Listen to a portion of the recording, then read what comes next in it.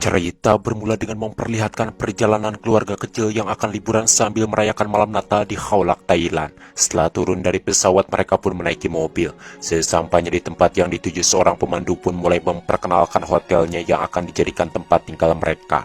Sebagai seorang dokter dan mendapat promosi khusus dari perusahaan, tentunya pasangan suami itu yang bernama Henry dan Maria telah diberikan hak istimewa untuk memilih tempat yang sesuai dengan keinginan mereka. Di sini mereka langsung disuguhkan dengan panorama indah pantai Kholak yang mengesankan. Malamnya Henry dan keluarga terlihat makan malam bersama sambil merayakan malam Natal dengan cukup berkesan. Selepas makan-makan, mereka pun kemudian menghabiskan sisa waktu malamnya berbaur dengan wisatawan lainnya dan turut menerbangkan ratusan lampion sambil menikmati setiap momen yang tersaji di sana.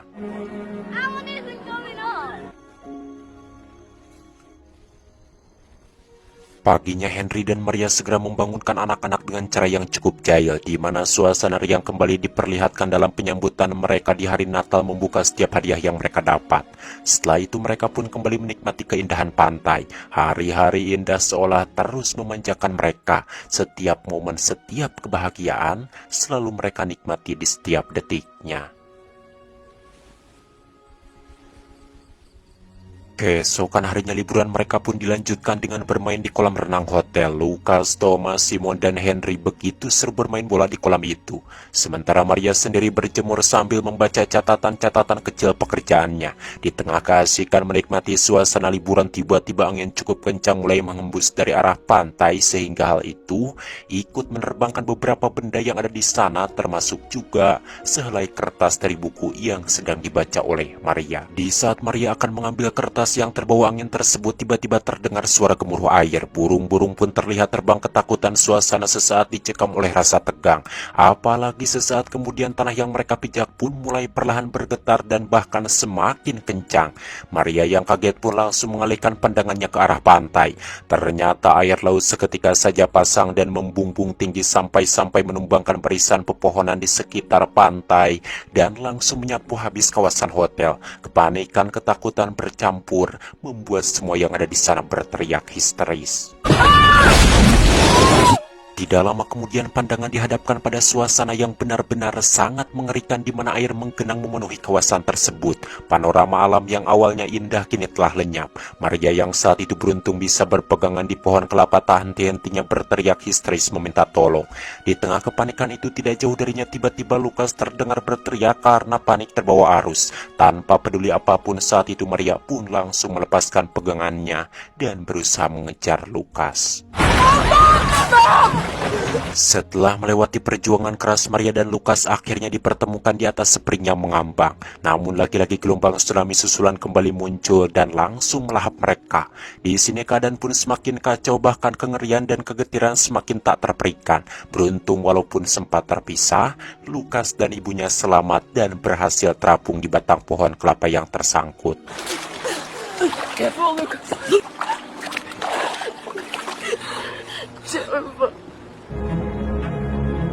Ketika arus air sedikit lebih tenang, dengan susah payahnya keduanya pun berjalan menuju daratan. Dan di sini Lucas benar-benar merasa terkejut di saat dirinya melihat begitu banyak luka, termasuk kaki ibunya yang terlihat banyak mengeluarkan darah. Khawatir bahaya akan kembali datang, Lucas pun menyarankan supaya mereka mencari tempat yang aman, yakni memanjat ke salah satu pohon yang ada di sana. Namun baru juga melangkah, Maria langsung dikejutkan oleh teriakan seorang anak. Di sini Maria pun tampak ragu dan menyangka bahwa itu adalah suara Thomas, anaknya. Dengan tegas Lucas pun mengatakan bahwa kedua adiknya sudah tiada. Akan tetapi ibunya menjelaskan kalaupun itu bukan adiknya, setidaknya mereka bisa membantu dan menyelamatkannya. Akhirnya Lucas pun memahami hal itu. Kemudian mereka pun berusaha mencari keberadaan anak yang berteriak tadi. Untungnya tidak jauh dari sana mereka pun menemukan anak balita dalam keadaan tersangkut, bahkan tertimbun puing-puing sampah. Lantas Lucas pun segera menolong dan membawa anak yang bernama Daniel itu untuk naik ke salah satu pohon yang ada di sana.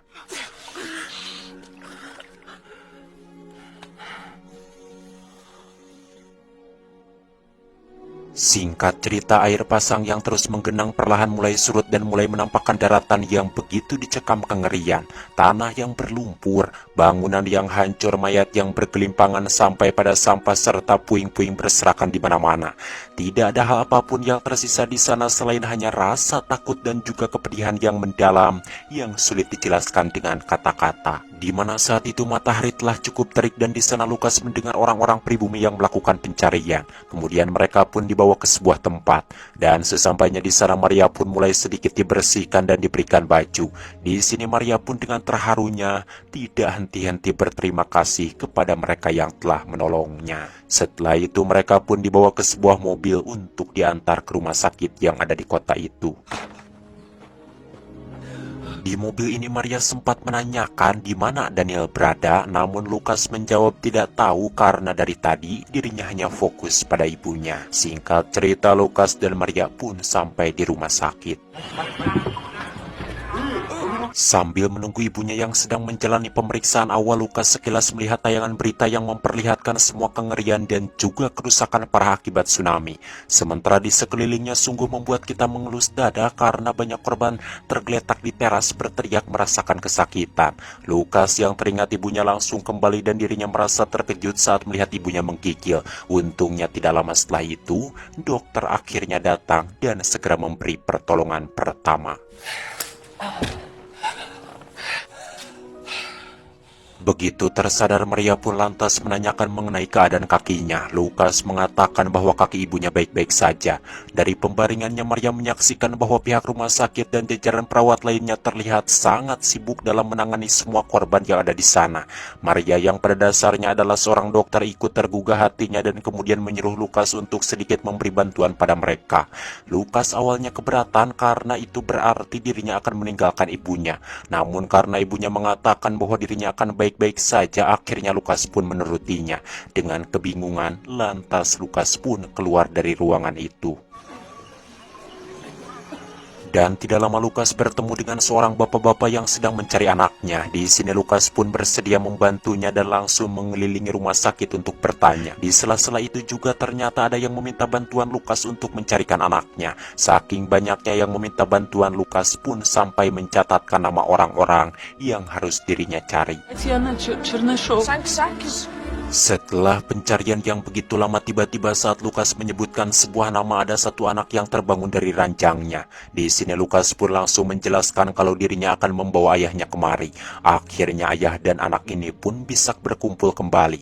Di mana hal itu membuat Lukas merasa senang, walaupun hatinya sendiri sedih karena dirinya tidak seberuntung anak itu yang bertemu kembali dengan ayahnya. Selepas itu Lukas pun tiba-tiba teringat ibunya dan langsung pergi ke ruangan tadi. Namun sesampainya di sana ternyata tempat tidur ibunya tersebut sudah kosong. Di sini Lukas pun merasa bingung dan khawatir, apalagi sebelumnya pergi tadi keadaan ibunya tidak begitu baik. Ditambah lagi tidak lama setelah itu ranjang tersebut diisi oleh korban lain dan membuat Lukas berteriak panik.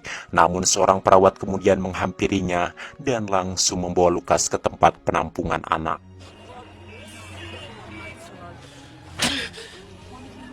Di tengah kepanikan ini Lukas ditanya soal identitas lengkap beserta keluarganya. Barulah setelah itu dirinya pun diberikan tanda pengenal. Di sini Lukas semakin merasa sedih ketika di sekelilingnya banyak anak yang sama-sama kehilangan keluarganya.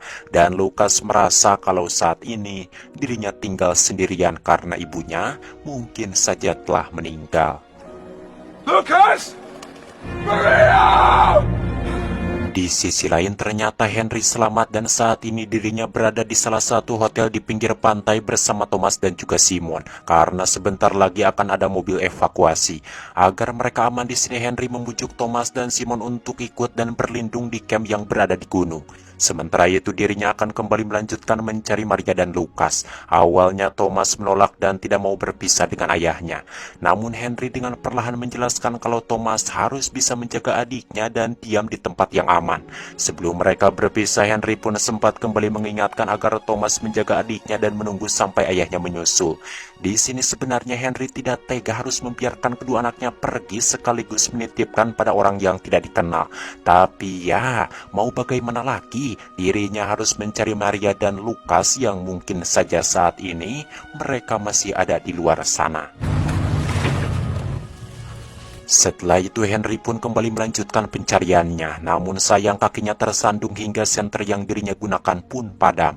Akhirnya Henry pun berpapasan dengan sebuah mobil, lalu dirinya pun langsung ikut dengan mobil itu bersama korban-korban lain yang selamat. Sesudah sampai di tempat yang aman, Henry bersama beberapa orang lainnya nampak berkumpul dan berbagi cerita memilukan seputar bencana yang menimpa mereka.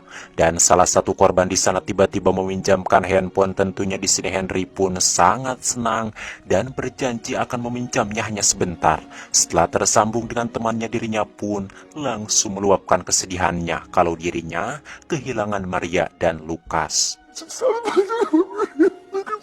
Tapi tanpa berlama-lama Henry pun langsung menutup teleponnya karena dirinya tidak mau membuat baterai handphone itu habis. Namun karena melihat Henry benar-benar sedih, orang itu pun memberikan kembali handphonenya dan menyuruh Henry untuk telepon lagi temannya sampai Henry benar-benar selesai berbicara dengannya. Kembali ke Thomas dan adiknya yang telah sampai di gunung bersama beberapa kelompok orang yang diselamatkan. Di sini sambil menidurkan adiknya, Thomas pun terlihat tegar dan mencoba menenangkan suasana hatinya sambil melihat jutaan bintang di langit. Sedangkan Lukas yang berada di rumah sakit kembali dihubungi pihak penyelamat dan mengajak Lukas menuju ke salah satu ruangan rumah sakit. Dan ternyata ibunya masih hidup walaupun keadaannya cukup lemah. Melihat itu Lukas yang sangat rindu pun langsung memeluk ibunya. Sedangkan pihak rumah sakit sendiri meminta maaf karena saat itu Maria harus cepat ditangani dan dibawa ke ruang operasi.